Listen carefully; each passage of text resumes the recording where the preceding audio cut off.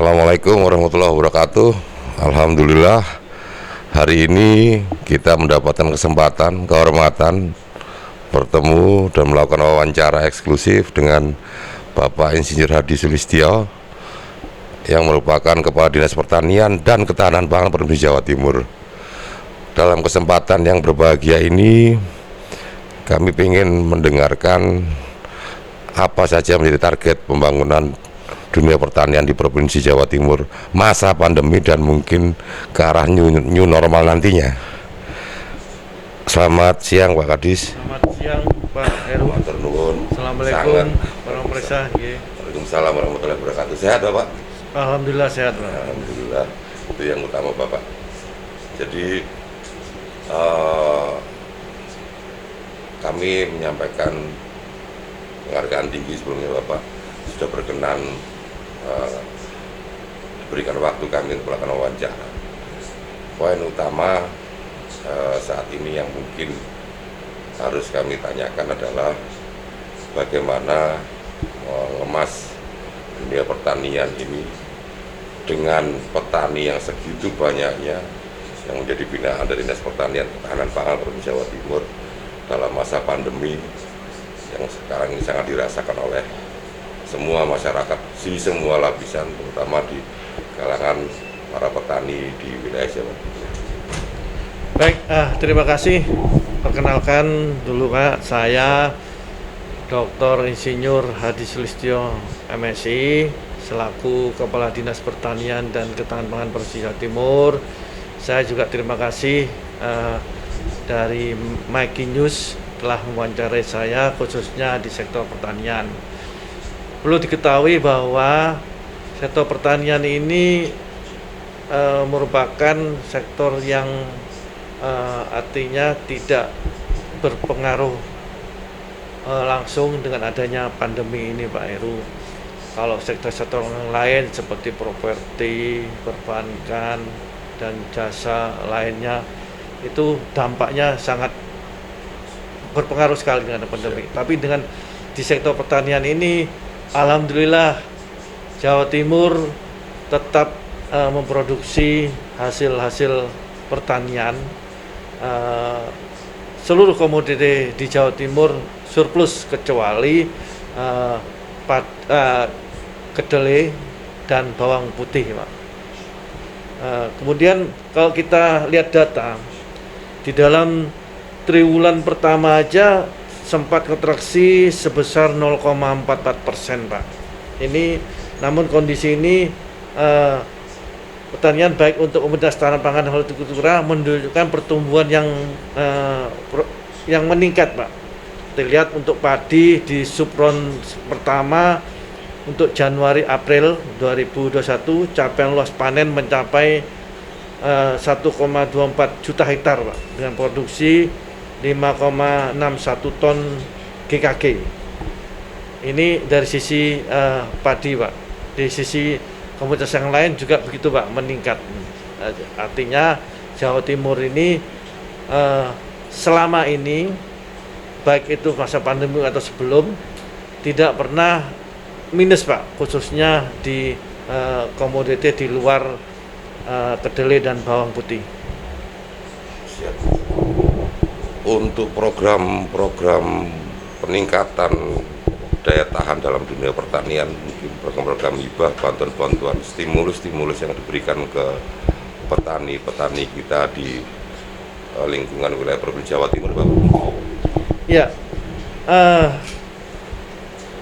kita selaku dinas pembina khususnya di pertanian bahwa pemerintah Provinsi Jawa Timur ini sudah melakukan upaya-upaya untuk menjaga agar ketersediaan pangan tetap terjaga sepanjang tahun.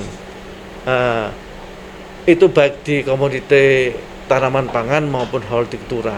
Yang sudah kita lakukan ada dua pengembangan sektor. Yang pertama pengembangan sektor tanaman pangan itu bisa melalui kegiatan pengembangan kawasan serelia, pengembangan kawasan aneka kacang dan umbi, dan pengembangan untuk penanganan pasca panen, Pak.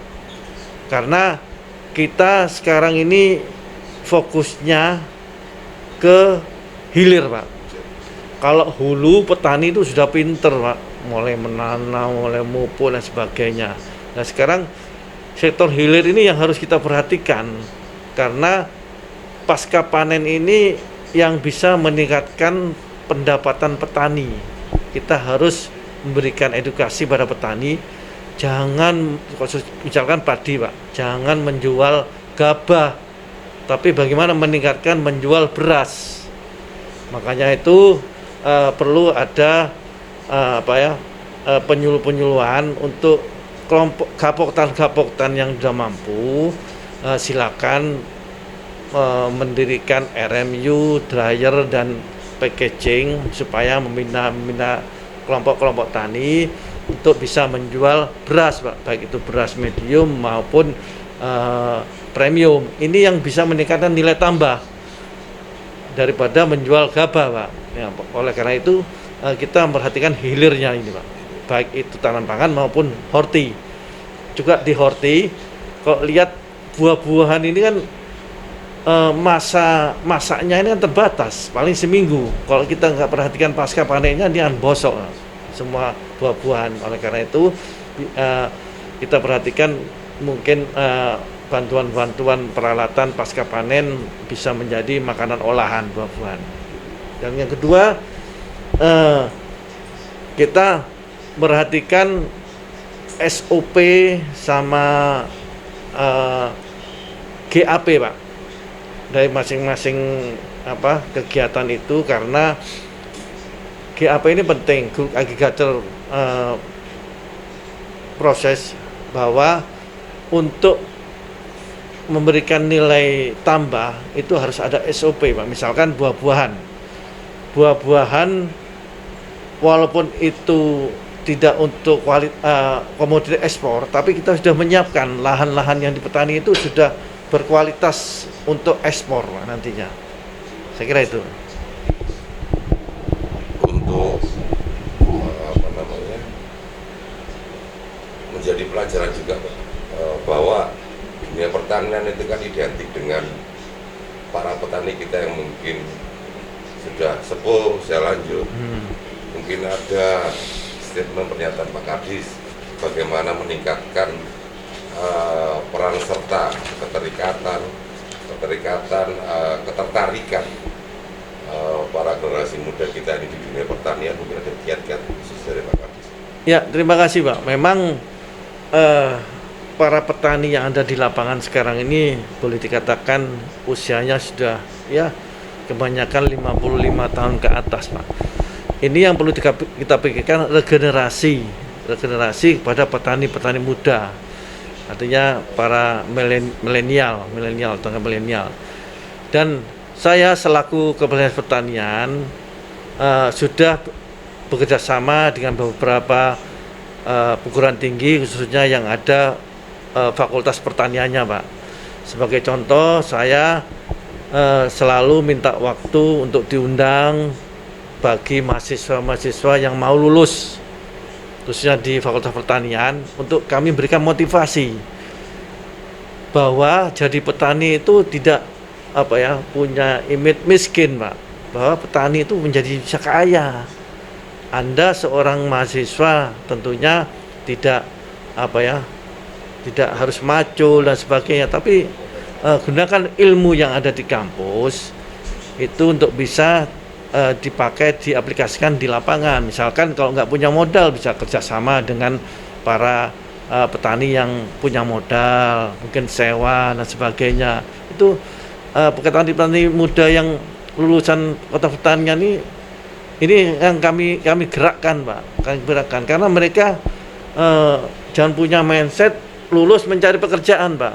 Ciptakan pekerjaan. Karena nanti sambil mencari pekerjaan, ya sambil menunggu proses untuk pembelajaran di lapangan itu, Pak. Saya kira itu. Pesan khusus dari Ibu Gubernur Jawa Timur, Pak, terkait dunia pertanian, terutama dalam masa pandemi ini? Ya, Di dalam masa pandemi ini, khususnya saat ini mendekati masa musim kemarau, Pak. Udah masuk kemarau. Kita sudah mengirim surat kepada kepala dinas di kabupaten kota untuk bisa memperhatikan bagaimana penggunaan benih-benih yang unggul, yang tahan terhadap kekurangan air, kemudian bagaimana mendeteksi sedini mungkin hama penyakit yang di lapangan, kemudian memberikan penyuluh-penyuluh kita yang ada di lapangan segera turun langsung bisa membantu para petani. Kemudian kita selalu mengevaluasi, memonitoring turun ke lapangan, Pak. Tadi turun ke lapangan ke kabupaten-kabupaten yang kiranya perlu kita dorong untuk meningkatkan produktivitas. Ini Bu Gubernur sudah menekankan bahwa jangan sampai ada yang lahan kosong terlalu lama, karena ini akan nanti berpengaruh pada produksi padi kita. Kalau ini menunggu terlalu lama, nah ini akan mengaruhi produksi kita secara regional Jawa Timur. Perlu diketahui bahwa kita ini khususnya produksi padi ini kita nomor 1, Pak, di Jawa Timur. Oleh karena itu jangan sampai untuk tahun ke depan kita akan menurun produksinya kalau ini tidak dijaga. Terakhir mungkin pesan khusus Bapak sebagai pribadi melihat situasi pandemi ini yang memang sangat memukul beberapa potensi usaha terutama di dunia pertanian pangan. Saya lebih menanya ke hal yang pribadi karena apa yang ingin Bapak sampaikan, pesan-pesan khusus apa terkait masalah bagaimana menjaga kesehatan dan bagaimana memaksimalkan hawa udaranya pertanian ini kan sebenarnya oksigennya bagus sekali, Bapak. Mungkin itu bisa disampaikan khusus Bapak. Ya, saya selaku pembina tetap pada petani menjaga protokol kesehatan, Pak, di lapangan. Walaupun kita lihat petani ini cukup sehat-sehat semua, Pak, di lapangan, karena para petani ini di samping tenaganya selalu di lapangan dan kena panas matahari, ini bisa menambah imun. Dan kita selalu koordinasi, Pak, dengan kabupaten kota apabila ada hal-hal yang perlu ditangani, dibantu oleh provinsi, kita langsung turun ke lapangan. Khususnya misalkan terjadi puso, terjadi serangan hama penyakit, Pak, kita langsung mendatangi lokasi dengan pembuatan UPT kami, yaitu UPT proteksi yang sudah punya tenaga-tenaga di lapangan, Pak. Terima kasih. Lebih terakhir lagi, Bapak, saat ini Jawa Timur punya komoditas tanaman porang yang lagi menjadi trendsetter. Bahkan perhatian pemerintah pusat luar biasa ke tanaman, ke bibit buah umbi porang untuk bisa dijadikan beras atau apapun itu. Apakah apa yang dilakukan oleh Dinas Pertanian Provinsi untuk melakukan sebuah langkah penegasan terkait dengan program pemerintah untuk mengangkat tanaman porang ini menjadi sebuah komoditi ekspor ke depannya, Bapak? Ya, memang kita ketahui sekarang ini komoditas porang ini lagi primadona, Pak, khususnya di Jawa Timur. Dan komoditas porang ini baru masuk di lingkup pertanian tahun 2020 kemarin, Pak. Ini yang kita pilih, sebelumnya masuk di Dinas Kehutanan, di Departemen Kehutanan. Oleh karena itu, karena Jawa Timur ini berpotensi untuk tanaman porang, ini khususnya di Madiun, Pak. Di Madiun ini sebagai pioner untuk tanaman porang, di mana para petani ini sudah menanam di lahan perhutani, Pak. Karena tanaman porang ini lebih bagus hasilnya kalau ditanam di daerah tegakan, Pak.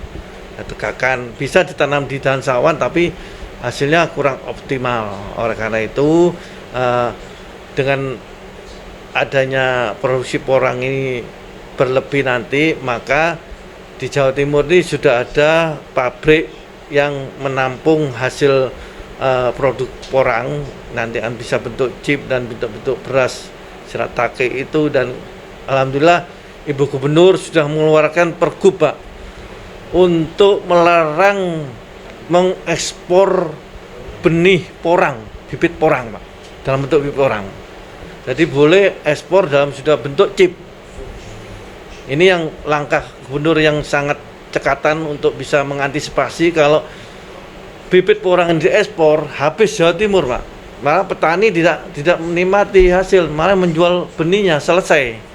Oleh karena itu, langkah cepat Gubernur ini betul-betul diantisipasi oleh kabupaten-kabupaten untuk tidak mengekspor porang. Dan kebetulan dalam beberapa hari ini nanti ada pabrik besar di Jawa Timur yang akan diresmikan oleh Presiden, dan ini satu-satunya di Indonesia yang bisa memproduksi chip porang yang terbesar, Pak. Dan ini nanti akan mengurangi ekspor ke Cina nanti, Pak. Saya kira itu. Luar biasa wawancara hari ini Bapak Dr. Insinyur Hadi Sulistyo, MSc, yang sudah memberikan pemahaman yang luar biasa kepada kita semua, dan ini menjadi sebuah jawaban bagaimana wajah pembangunan terutama di dunia pertanian sekarang menjadi sebuah primadona yang utama saat ini. Dan itu kita sudah mendapatkan penjelasan lebih lanjut dari Bapak Kadis Pertanian Ketahanan Pangan Jawa Timur bahwa beliau siap, Bapak Kadis siap dengan semua tenaga, semua timnya beliau untuk mengangkat, mempercantik wajah pembangunan terutama di dunia pertanian Provinsi Jawa Timur. Terima kasih waktunya Bapak. Sukses selalu dan sehat selalu Bapak. Amin. Kami mohon maaf apabila masih banyak kekurangan dalam hal wawancara ini. Saya tutup wabillahi taufiq wal hidayah. Saya Heru Satrio, pemimpin umum redaksi makinews.id. Sukses juga buat semuanya. Salam sehat buat semuanya. Assalamualaikum warahmatullahi wabarakatuh.